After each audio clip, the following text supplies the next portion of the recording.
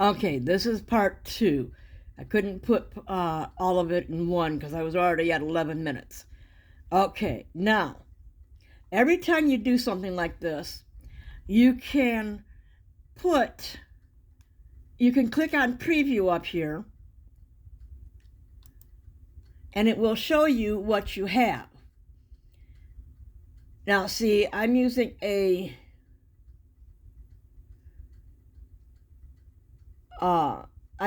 really small font on here, so I'm going to have to go back in there and change it. So, go back into your text area, go in here,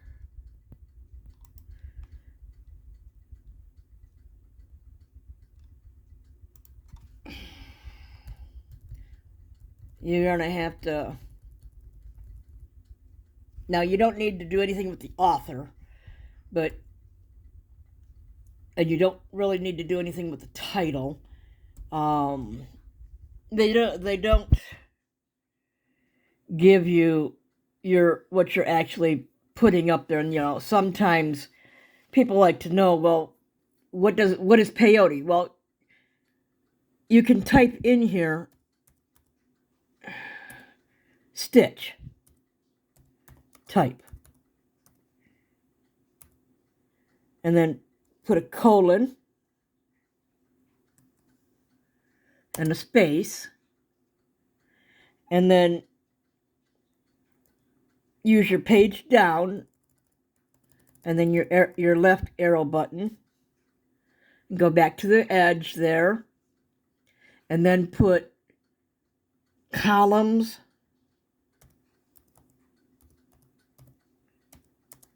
by rows,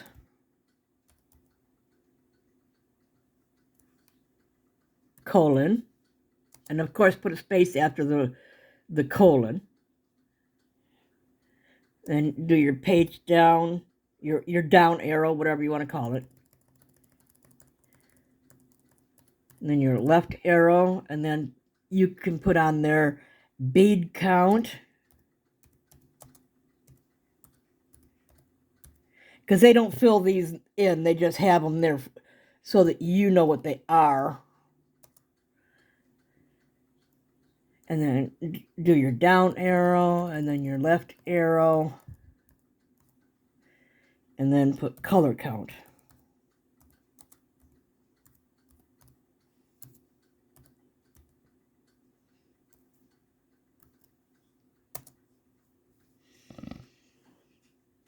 And then resave that.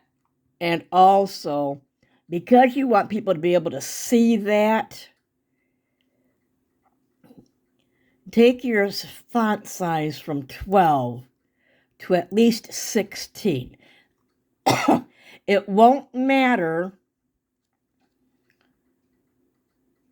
This box will arrange it. And what I always do is, instead of alignment left, I make this alignment center.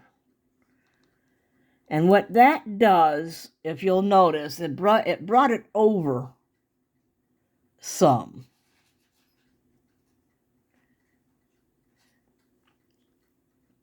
And then if I don't like where that's sitting at still, I'll come over here and I'll move my text area box for that information. I'll move it over to the center of the page that I'm working on. And then I'll click preview again. Now see, it's right in the center of the pattern there. And I prefer that more than I do over on the left. That way people can see who made it, what the name of the pattern is, the type of stitch used, how many columns by how many rows, how many beads are used in the whole pattern, and how many colors are used in it. Another thing that I do is, on the bead legend, if I think that the size of the font is too small, I'll take that also up to 16. And I'll just enlarge that a little bit. In the pattern preview, instead of it being aligned left, I click Align Center, move this away from the side a little bit so that it's not right on the edge there. I'll click preview again and see now you've got your word chart is big, your letters are bigger here, and this has moved off the edge. Now, to make your top area a little bigger, just move these down just a hair and move that down. Now, I want to show you something. Now, even though I moved them down, you can move them right back up there. And see, they are not even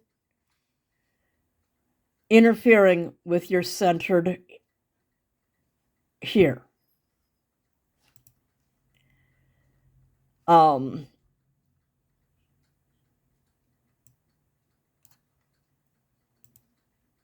There, that's better. Now it's all on one row. But you see how now it's in the center of the page. Your word chart is large enough that you can see it. And you've got your pattern preview. This is not your graph. This is just a preview of what the pattern looks like.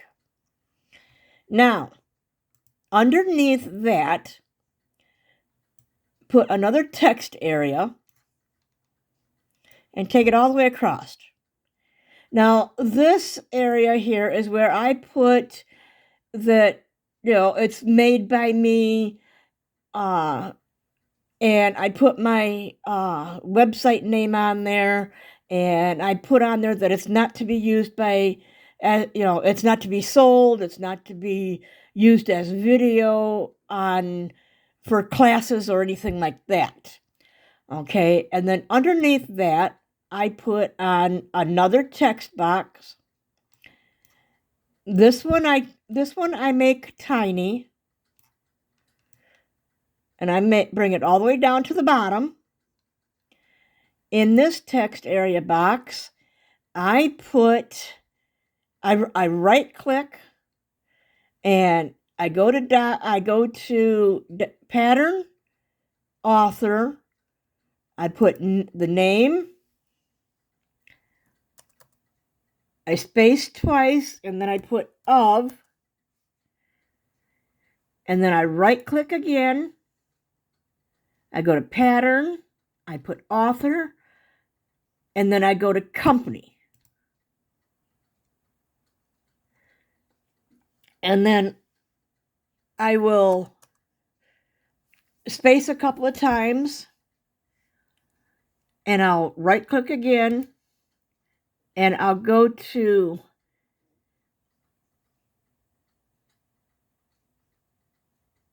date. This is where I put my date at. And then I go to pattern, I go to date, I go to modified. Because the modified date, if you do anything if you do anything with the pattern, your modified date will change.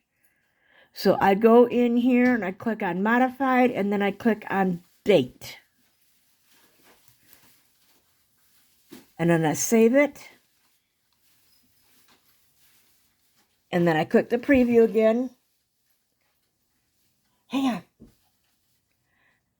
And as you can see, it's got all the information I put in the one little tiny box. It puts the page number. For right now, it's 1 of 1 because I don't have the rest of it in there. It's got the 3 colors you need. It's got your pattern preview. And way down here at the bottom that you can barely see, it says Kimberly Johnson and I've got to get this changed in here. It says Kitty Pengo's Beaded Jewelry and Crafts, but I changed the name of it to Kim's Jewelry and Crafts. And then it's got today's date on it. Well, it's got the date that it was actually created on it. Come on, focus in. See, I made this one on the 19th. So that's the date that it put in there.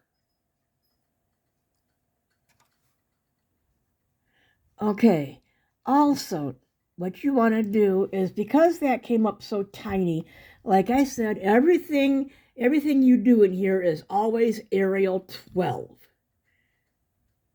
So you go in here and you up it to either 14 or 16. I like 16.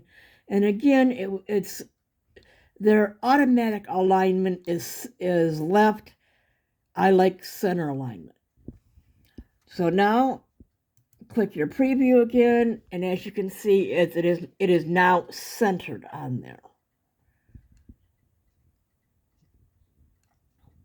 Now, because it says QE Pengu, I have to go in and I have to change it in the main thing again. I'm going to have to get a hold of Christopher on that one because I just cannot get it to accept the new name change. Now, there's other things I add into here, but I want to give you the basic. And that'll be in part 3.